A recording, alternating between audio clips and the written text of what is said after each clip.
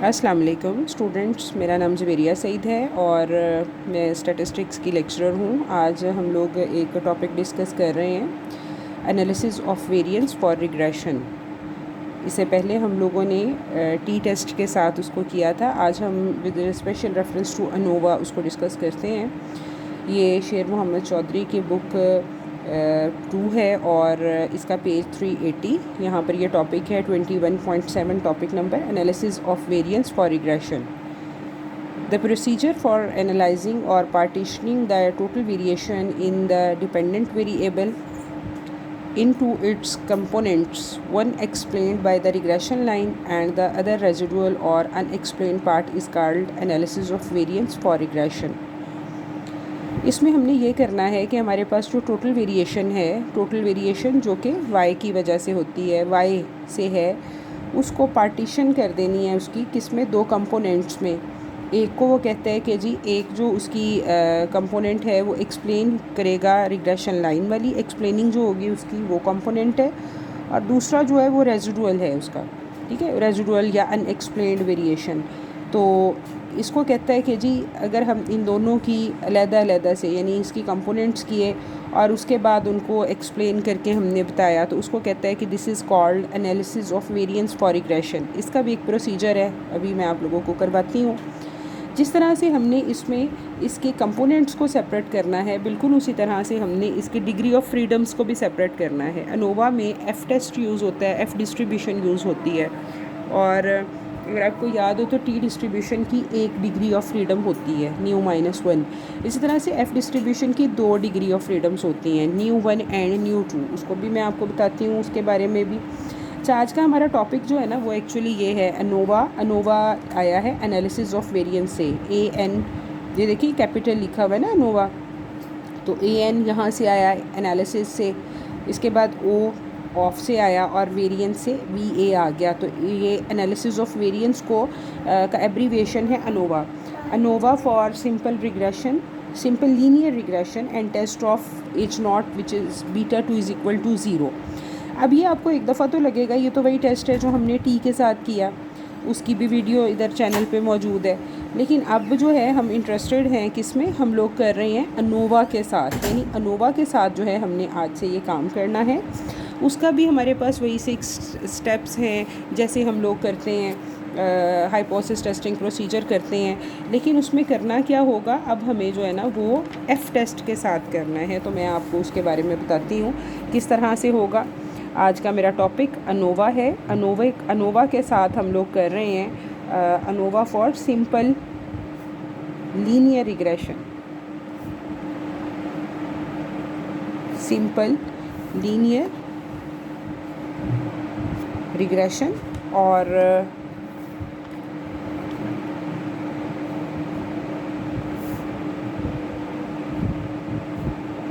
For regression coefficient, ठीक है। तो अब हम लोग क्या कर रहे हैं, अब हम लोग कर रहे हैं H0, ठीक है। फर्स्ट स्टेप जो है वही सब में same, state, null and alternative hypothesis, ठीक है। इसका अभी हम लोग एक ही हाइपोथेसिस बनाएंगे, एक ही यानी केस होगा हमारे पास, और वो कौन सा केस होगा, वो होगा beta is equal to 0 against the alternative that it is not equals to 0। यानी इसमें जो है ना वो हमने सिर्फ 0 के अगेंस्ट जो है इसको हमने टेस्ट करना है, ठीक है।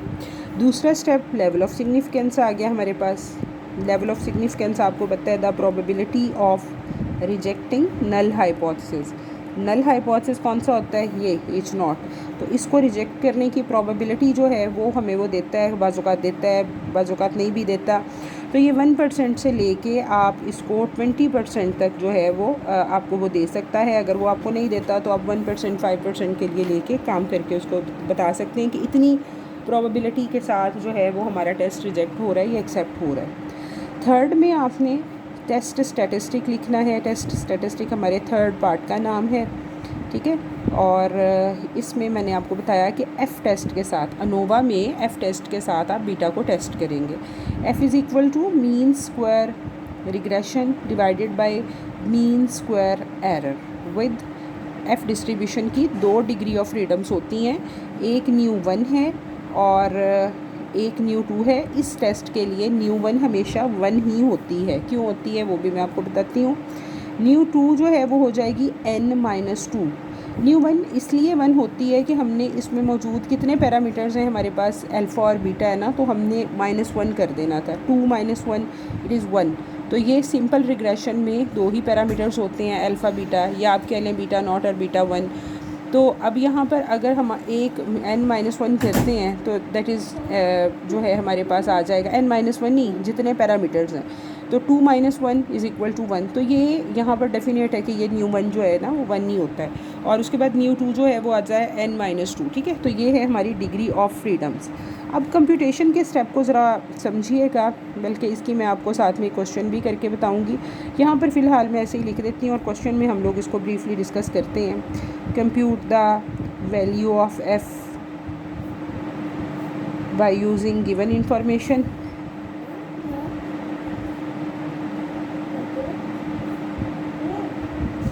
एंड उसके बाद बस इसके अलावा कुछ भी नहीं लिखना। 5th स्टेप है क्रिटिकल रीजन। आपको पता है क्रिटिकल रीजन जिसको हम रिजेक्शन रीजन भी कहते हैं, वो क्या आएगा, वो आएगा कि f ग्रेटर दैन और equal to f alpha with nu one and nu two. बस ये इसका क्रिटिकल रीजन है। अगर और f डिस्ट्रीब्यूशन की शेप होती है कुछ इस तरह की, पॉजिटिवली सिक्यूर्ड होती है ये, और इसकी जो रेंज है वो होती है 0 से लेकर इन्फिनिटी तक। और इसका जो क्रिटिकल रीजन है वो हमारा इस केस का सिर्फ इधर ही लाई करेगा। और ये मेरे पास ये वाली जो वैल्यू है टेबल वैल्यू, ये भी अभी जब क्वेश्चन करते हैं तो मैं आपको देखना सिखाती हूँ किस तरह से देखनी है। इसकी जो क्रिटिकल वैल्यू है वो सिर्फ इधर आएगी, ये वाली वैल्यू, तो ये आ जाएगी f alpha with nu one and nu two. अब हमने ये जो कैलकुलेटेड वैल्यू उसको देखना है अपने स्केल के साथ। अगर वो इस रीजन में आती है जो कि वाइट सा रीजन है तो ये एक्सेप्टेंस रीजन है सारा, और अगर ये स्केल पे आती है तो ये रिजेक्शन रीजन है, तो फिर हम अपने हाइपोथेसिस को रिजेक्ट कर देंगे। और 6th स्टेप आ जाएगा हमारे पास कि आवर कैलकुलेटेड वैल्यू ऑफ, यहीं पे मैं आपको थोड़ा सा बता देती हूँ। 6th स्टेप जो है वो आ जाएगा आपका कि हम लोग जो है वो कैलकुलेटेड वैल्यू, कंक्लूजन है हमारा, our calculated value of f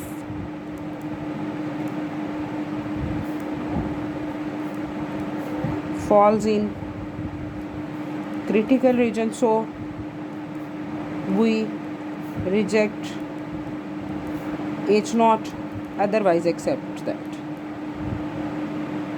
ठीक है,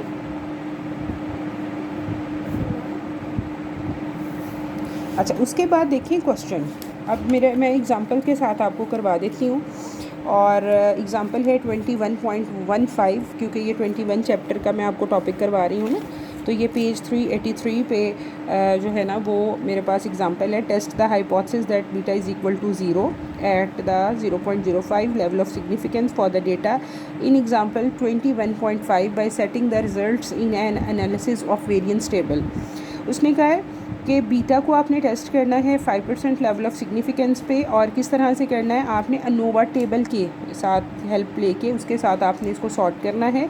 तो ये अनोवा लिखा हुआ है तो इससे मुराद है कि अब आपने टी टेस्ट के साथ नहीं करना, बल्कि आपने इसको अनोवा से करना है। ठीक है, तो इसका उसने आपको हाइपोथेसिस भी दे दिया है। सबसे पहले हम लोग ये 2-3 स्टेप्स जो हैं जो कि कॉमन हैं वो हम कर लेते हैं, और उसके बाद हम आगे चलते हैं। एग्ज़ाम्पल है जी हमारी 21.15, और पहला ही हमारे पास जो है स्टेप है वो है state null and alternative hypothesis. ठीक है, तो सबसे पहले मैं अपना जो नल और ऑल्टरनेटिव हाइपोथेसिस है उसके बारे में बता देती हूँ, और वो गिवन है, वो क्या है, वो है बीटा इज़ इक्वल टू 0 और against the alternative that it is not equals to 0। ठीक है, दूसरा स्टेप भी उसने हमें दिया हुआ है, लेवल ऑफ सिग्निफिकेंस।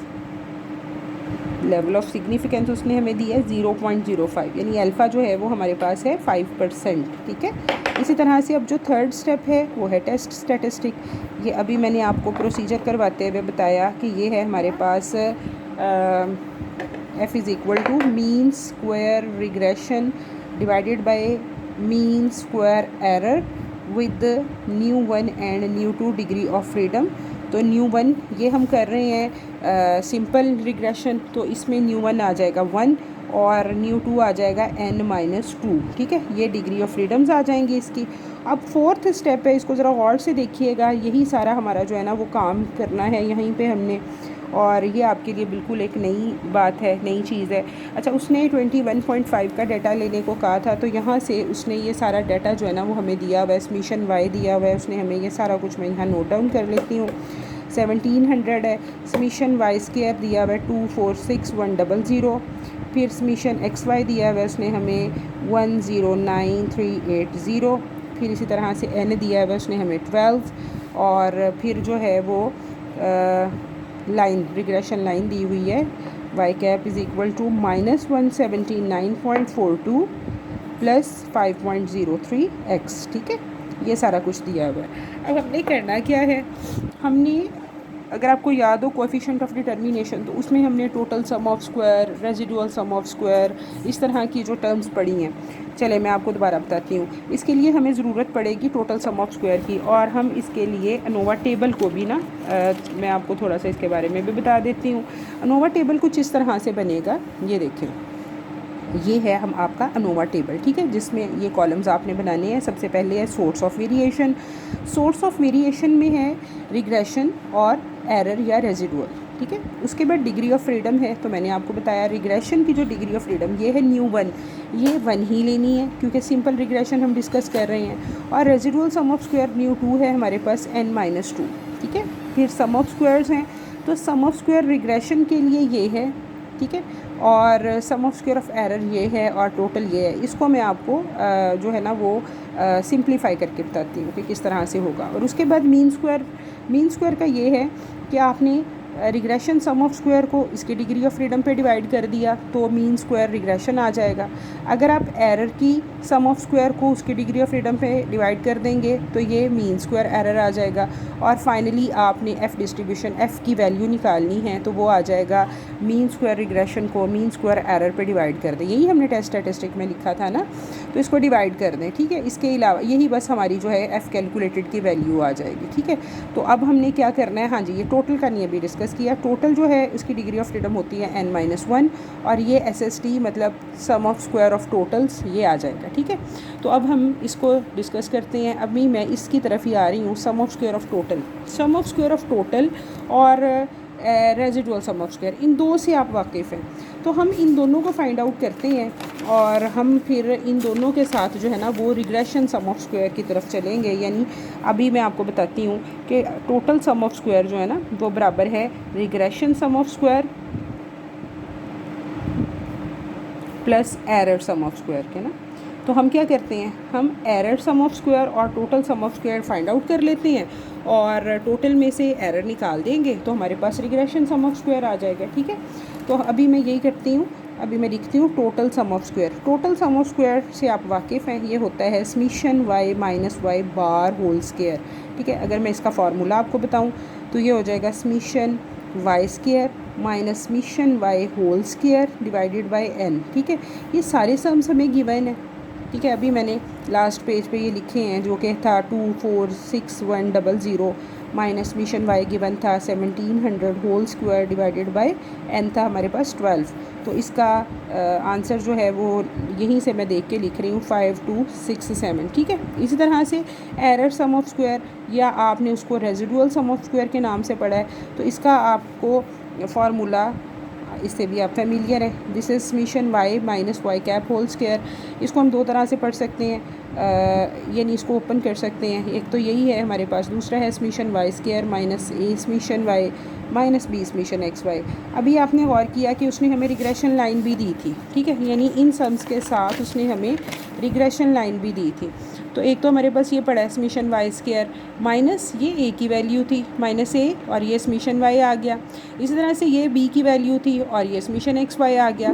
तो इन जो गिवन इन्फॉर्मेशन है इसको ही मैं यूटिलाइज़ करूँगी, और हम लोग यहाँ से फाइंड आउट कर लेंगे एरर सम ऑफ स्क्वायर या जो हमारे पास था रेजिडुअल सम ऑफ स्क्वायर, ठीक है। इसको हम दोनों में वो कर सकते हैं।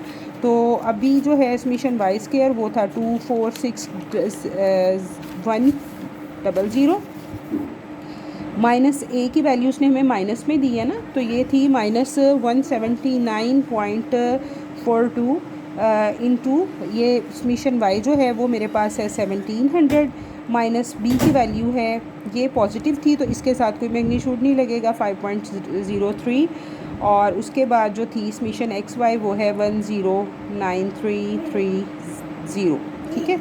और मैं इसकी वैल्यू भी एरर सम ऑफ स्क्वायर की वैल्यू जो है यहाँ से कंप्यूट हुई है, मैं उसको एज इट इज़ वहीं से लिख लेती हूँ क्योंकि ये हम लोग कर रहे हैं एग्ज़ाम्पल, तो ये उसने फाइनली ये की हुई है। आप करके देखिएगा कि यही वैल्यू आती है। अब मैंने आपसे कहा था कि टोटल सम ऑफ स्क्वायर बराबर है regression sum of square plus error sum of square के, तो हमें चाहिए रिग्रेशन सम ऑफ स्क्वायर। तो हम क्या करते हैं, टोटल में से एरर सम ऑफ स्क्वायर को माइनस कर देते हैं, ठीक है। तो टोटल था मेरे पास 5267, उसमें से अगर मैं इसको माइनस कर दूँ तो मैं regression sum of square find out कर सकती हूँ।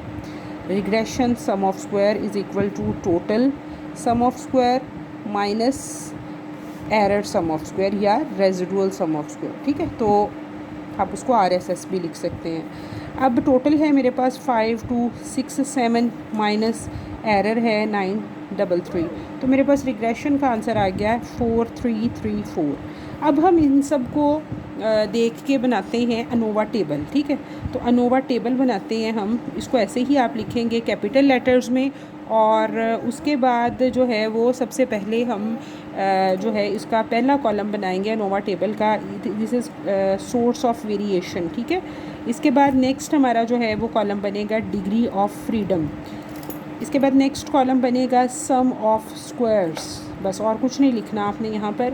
और नेक्स्ट आ जाएगा आपके पास मीन स्क्वायर, ठीक है। और लास्ट आ जाएगा आपके पास एफ़ वैल्यू, या कंप्यूटेड एफ़ भी लिख सकते हैं, ठीक है। तो कंप्यूटेड एफ़ लिख दें, एफ़ वैल्यू लिख दें, कुछ भी लिख दें।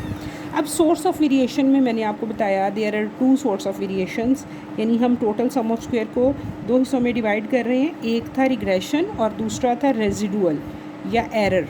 तो और ये टोटल क्या, ये जो हम इसको कंप्राइज कर लेंगे तो क्या बन जाएगा, दिस इज़ टोटल, ठीक है। तो हमारे पास सोर्स ऑफ वेरिएशन यानी वेरिएशन के जो सोर्स है ना वो 2 हैं, रिग्रेशन और रेजिडुअल। अब मैंने आपसे ये भी कहा कि रिग्रेशन की जो डिग्री ऑफ फ्रीडम है वो इस टेस्ट के लिए 1 ही होगी, ठीक है, ये फाइनल है। रेजिडुअल जो है वो होता है n-2, आपको पता है, याद है कि n था इस क्वेश्चन के लिए 12, तो 12 - 2 ये हमारे पास आ गई 10, ठीक है। और टोटल की मैंने आपको बताया वो थी, एक तो ये बात कि इन दोनों को ऐड इन कर लेंगे तो टोटल बन जाएगी degree of freedom B sum of square B, ठीक है। तो यहाँ पर अगर हम फार्मूले की तरफ चलें तो वो थी n-1, टोटल की डिग्री ऑफ फ्रीडम की n-1, n 12 था, 12 - 1 इज़ 11, ठीक है। एक तो इनको ऐड इन किया तो भी ये आई, और अगर हम फार्मूले के साथ करें तो भी 11 आई। और इसके अलावा जो है सम ऑफ स्क्वायर, टोटल हमने जो फाइंड आउट किया वो है 5267, वो यहाँ लिखेंगे। रिग्रेशन को जो फाइंड आउट किया तो रिग्रेशन का सम ऑफ स्क्वायर मेरे पास पड़ा है 4334, और रेजिडुअल का मैंने जब फाइंड किया तो ये आया था एरर सम ऑफ स्क्वायर जिसको हम कहते हैं, ये आया था 933, ये आया था 933, ठीक है। अब मीन स्क्वायर निकालना है तो कैसे निकालेंगे, इसको इसकी डिग्री ऑफ फ्रीडम पे डिवाइड कर दें, ऑफ कोर्स यही आएगी, 1 पे डिवाइड करेंगे तो 4334 ही आ जाएगी। 933 को 10 पे डिवाइड करेंगे तो ये आ जाएगा 93.3, ठीक है। इसका हमें इसका जो है वो डिवीजन नहीं चाहिए, तो यहाँ पर हम डैश लगा देते हैं। स्टैटिस्टिक्स में जब भी किसी कॉलम का हमें कोई चीज़ नहीं चाहिए ना तो हम वहाँ पर डैश लगा देते हैं। इससे मुराद ये होता है कि हमें इसका सम नहीं चाहिए, क्योंकि हम तो इसमें इंटरेस्टेड है ना, हमें तो इसका फार्मूला मैंने आपको बताया, रिग्रेशन मीन स्क्वायर रिग्रेशन को मीन स्क्वायर एरर पे डिवाइड कर दें, तो हमें तो बस एफ़ वैल्यू में हम इंटरेस्टेड हैं, हमें तो बस यही वैल्यू चाहिए। तो ये भी वैल्यू मैं यहाँ से इसको डिवाइड करके लिख रही हूँ, और ये वैल्यू मेरे पास आ रही है 46.45, ठीक है। ये वैल्यू नहीं चाहिए, ये वैल्यू नहीं चाहिए, बस ख़त्म। अब ये वो वैल्यू है जो हमने जिसको बताया था ना मैंने आपको, उसके लिए उस टेस्ट स्टैटिस्टिक में जो बताया था कि ये एफ़ का फार्मूला है, ठीक है, उसके मुताबिक मैंने ये एफ़ की वैल्यू ले ली और ये आ गई 46.45। नेक्स्ट अब हम चलेंगे इसके क्रिटिकल रीजन की तरफ। अब क्रिटिकल रीजन क्या आएगा हमारे पास, क्रिटिकल रीजन अगर हम कहें तो क्रिटिकल रीजन मैंने आपको बताया था एफ़ ग्रेटर दैन और equal to F alpha with nu 1 and nu 2, ठीक है। तो न्यू 1 मैंने आपको क्या बताया, न्यू 1 मैंने आपसे कहा था कि यहाँ इस टेस्ट के लिए 1 ही होगा, और न्यू 2 क्या बताया, न्यू 2 आपको मैंने बताया n-2, ठीक है। वो कहाँ से आपको ये पता चलेगा न्यू 1 और न्यू 2? ये न्यू 1 है और ये न्यू 2 है, तो ये 1 और 10 है, ठीक है। दोबारा करने की बजाय ये न्यू 1 है, ये न्यू 2 है। तो यहाँ से आपके पास न्यू 1 आ गया 1 और न्यू 2 आ गया आपके पास 12 माइनस 2 इट इज़ 10। और ये वाली वैल्यू हम इसको लेना चाह रहे हैं ना, ये एफ़ की, तो ये आ गई मेरे पास एफ़ अल्फ़ा कितना था 0.05, न्यू 1 1 है, कॉमा न्यू 2 10 लिखेंगे, ठीक है। अब इसकी वैल्यू कैसे देखेंगे? इसकी वैल्यू देखने के लिए हमें इसी बुक के चैप्टर 19 में से एफ़ वैल्यू का जो टेबल है वहाँ जाना पड़ेगा। ये है आपका 19 चैप्टर नंबर और ये F distribution and statistical inference इसका नाम है। और इसके पेज नंबर 279 से इसके टेबल्स शुरू हो रहे हैं। तो ये हमारा जो है ना इंटरेस्ट जिसमें हमारा है, ये हमारा टेबल है एफ़ 0.05% के लिए हमने करना है ना अभी। तो ये वाली जो है ये डिग्री ऑफ फ्रीडम्स 1 की है और ये 2 की हैं और ये 2 की हैं। तो हमने क्या करना है, हमारी न्यू 1 है 1 और न्यू 2 है 10। तो हमारी जो वैल्यू है ना वो ये बन रही है। 5% वाले टेबल में न्यू 1 1 है और न्यू 2 10 है, तो मेरी वैल्यू 4.96 बन रही है। 4.96, ठीक है, ये वैल्यू। तो इसको मैं यहाँ लिख लूँगी 4.96। और उसके बाद मैं इसका क्रिटिकल रीजन बना के दिखाती हूँ, ड्रॉ करके भी इसकी सैम्पलिंग डिस्ट्रीब्यूशन। ये मैंने बताया आपको, ये पॉजिटिवली सिक्योर्ड है, इसकी रेंज है जी 0 से लेकर इन्फिनिटी तक, ठीक है। और ये वाली वैल्यू जो मैंने आपसे कहा था ये है 4.96। अब इसको स्केल की मदद से समझे क्योंकि आपको समझ नहीं आती ना। तो ये है 0, ये है 1, ये है 2, 3, 4 एंड 5, ठीक है। तो 4.96 इज़ अबाउट हेयर, ठीक है। अच्छा, वो अब ये कहता है कि ये वाला सारा पोर्शन फ्रॉम 0 to 4.96 ये सारा है जी एक्सेप्टेंस रीजन, और 4.96 से लेके आगे जितना भी इन्फिनिटी तक जितना भी पोर्शन, ठीक है, अनलिमिटेड, तो ये सारा है क्रिटिकल रीजन, रिजेक्शन रीजन। अगर आपकी वैल्यू इसमें लाई कर जाती है एफ़ की तो ये रिजेक्ट हो जाएगा हमारा नल हाइपोथेसिस। और हम देखते हैं कि हमारी वैल्यू आई क्या थी। हमारी जो वैल्यू हमने कैलकुलेट की थी वो आई है 46.45। अब गौर करें 5 ये है और 46.45 तो इधर ही कहीं आ रही है ना। तो ये मैंने आपको बताया ये क्या है, ये क्रिटिकल रीजन है। तो अब आपने क्या ऑब्ज़र्व किया, अब आपने ये ऑब्ज़र्व किया कि हमारी जो वैल्यू थी ना वो चली गई, कैलकुलेटेड वैल्यू एफ़ की चली गई क्रिटिकल रीजन में, रिजेक्शन रीजन में।